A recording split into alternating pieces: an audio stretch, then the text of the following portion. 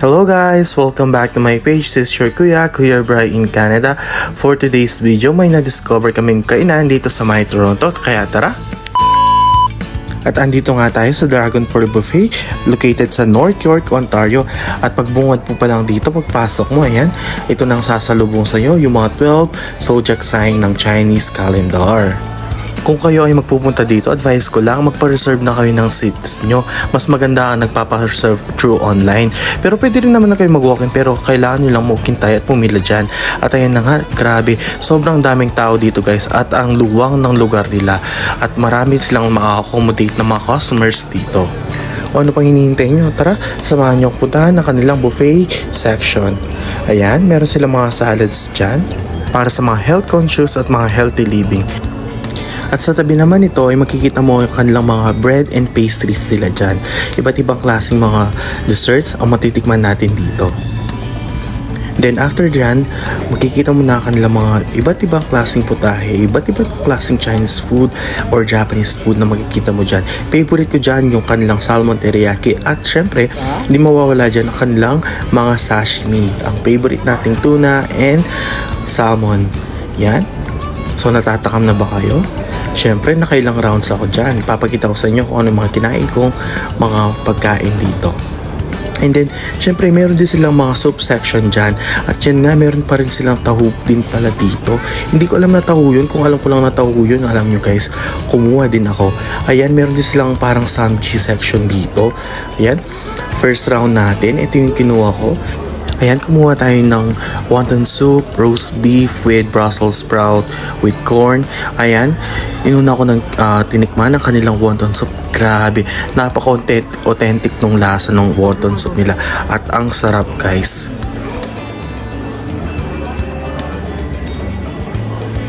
And then, sinunod ko naman tinikman itong mga dumplings nila. Yan, try natin yung kanilang siomai.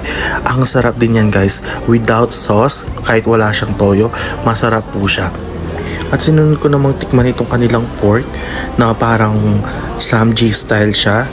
Binalot ko siya sa lettuce at tinikman ko. Grabe guys, masarap din to. Kaya mas try talaga yung lunch nila dito. Then next, tinry ko naman to kanilang Peking duck na grabe guys. First time ko lang makatikim nito, no.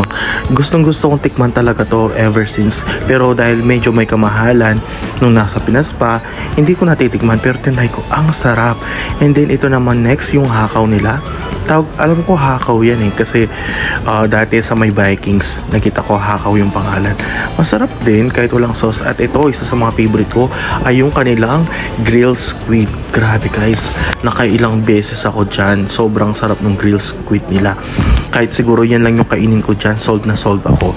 And then tikman din natin yung kanilang roast beef, no? Yan, nakikita nyo, parang medium rare siya, no? Ayan, ang sarap din yan guys.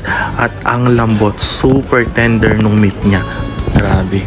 And then sinamahan natin ng Brussels sprout at mga corn. Alam niyo ba yung Brussels sprout guys? Ang Brussels sprout para siyang maliit na repolyo. Yan. So yan lahat yung mga kinain natin para sa round 1. At tutungo na tayo sa round 2. Siyempre hindi mawawala ang ating paboritong mga sushi at sashimi. Siyempre, first bite. Nyaman. Nepe, nyamal na yung koya mo. Sobrang sarap din ng mga sushi nila dito guys. Alam nyo ba guys, itong video na to, last 2 months pa to. Ngayon ko lang siya ina-upload nung nasa Ontario pa ako. At yan, next po ay ang kanilang salmon sashimi. Try natin yan, fresh salmon. Sino dito yung mga kumakain ng mga fresh na isda? Comment down below. At yan nga, sobrang nahihirapan pa akong gumamit ng chopstick dyan. Ayaw na ayaw ko talagang ginagamit yung mga plastic na chopstick, no? Mas gusto kong ginagamit yung mga kahoy na chopstick. Grabe.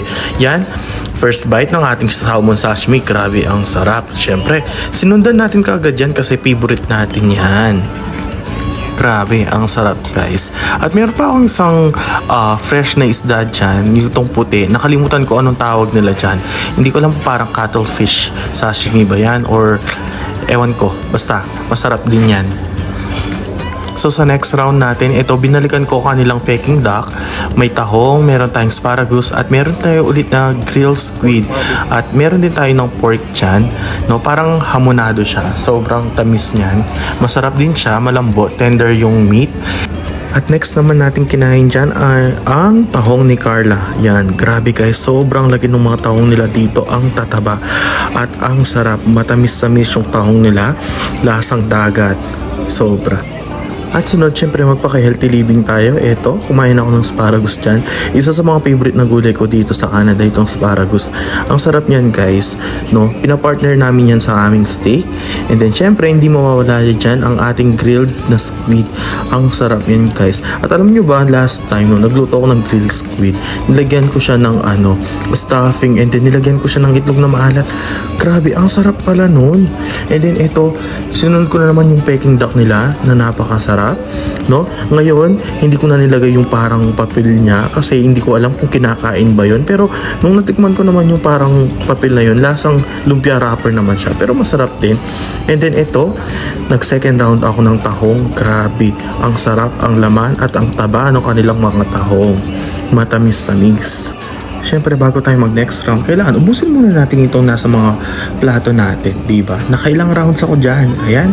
Next, healthy living na tayo. Meron tayong mango salad, meron din tayong seaweed salad at mga pastries and cheese. Yan, una first bite, mango salad. Yan, masarap yan guys. Gustong gusto ko yan sa mga Thai restaurant dito, no? Lagi sila nagsaserve sa mga buffet nila ng mga mango salad. And then ito pa, itong seaweed salad. Ang sarap din yan guys. Favorite ko din yan sa mga salad na natikman ko. Alam nyo naman, pag minsan-minsan dapat healthy living tayo. May langot na larang mangga, kanyaman eh. Grabe guys, alam nyo, ang sarap kasi ng mga dressing ng mango salad, no? Lalo na kapag fresh yung mangga. Then, sinunod ko na naman itong mga cheese, no? Ayan. Tikim-tikim lang ng mga iba't ibang klaseng cheese. Para sa akin, no, nothing special sa mga cheese nila. Siyempre, dun pa rin ako sa Eden cheese natin na mas masarap. Na kahit saan mo siya gamitin, kahit saan mo siya ipalaman, ang sarap. Dito kasi guys, usually yung mga cheese nila dito, kinakain lang nila na acetis na ganyan. Yan, sinunod ko naman itong kanilang nainamo, no? Nainamo daw yung tawag dyan eh. Lagi ko siya nakikita sa mga supermarket. Ang sarap nito, ang tamis. Tsaka, it melts in your mouth siya, no? And then next, ito naman, sinunod ko naman ang kanilang cheesecake. Yan. Cheesecake siya na walang sugar. So, lasang cream cheese lang siya, nothing special. At itong leche flan nila, no, na wala ding sugar. So, hindi ko siya nagustuhan, honestly. Dahil di ko ganong nagustuhan yung mga desserts and pastries nila. Ito, dito tayo sa mga prutas. Yan. Isa sa mga favorite prutas ko itong honeydew. Masarap yan guys. Para siyang melon na hindi gaanong matamis. And then yan, tinry ko rin yung mga tart nila. No? Ito, try ko yung kiwi na tart. So, nothing special. So, medyo maasim-asim yung kiwi. And then, next naman natin, itong carrot cake yan. Grabe guys, ito, ang sarap ng carrot cake nila. Hindi ganong matamis. Ako kasi sa mga dessert, pagdating sa dessert, no, hindi ko gusto yung masyadong matamis. Yan, at sobrang busog tayo dyan guys. At all in all, the best, worth it ang $20 mo for lunch. Ang dito na lang. Thank you for watching guys! Laging positive ang dala, Kuya Bry in Canada. Ngitian lang ang problema, nasaan man ay